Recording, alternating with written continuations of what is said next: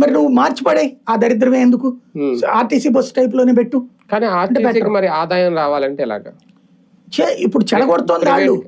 Private కి ఇప్పుడు కాంట్రాక్టర్లు ఇచ్చి ఈ ద్వారా ఆదాయం వస్తుందా, లేదు ప్రభుత్వం నడిపి ఉచిత బస్సులు నడిపితే ఆదాయం వస్తుంది? నిదానంగా ఆర్టీసీని ముంచడంలో ఇది ఒక పార్ట్ అండి. అవునా? ఇప్పుడు 7,000 బస్సు 700 బస్సులు అంట కేంద్ర ప్రభుత్వం ఫ్రీగా ఇచ్చింది. నీకేం బాధ?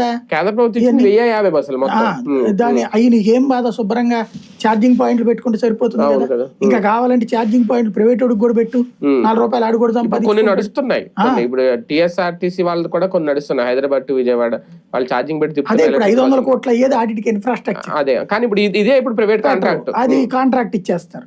అప్పుడు మన కార్యకర్తలు మన నాయకులు అది కాంట్రాక్ట్ ఆడు సంపాదించుకుంటాడు. ఒకడు 1 కోటి రూపాయలు సంపాదిస్తే ఇటు 10,000 25,000 50,000 నెలకు మిగులుతాయి.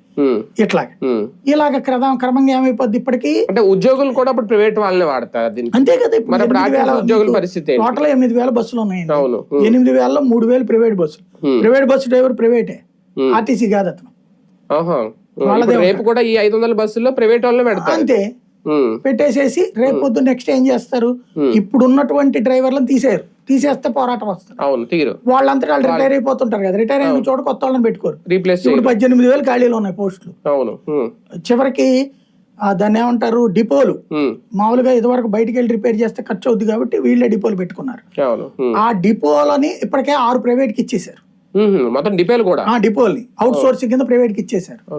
అది అయిపోయింది.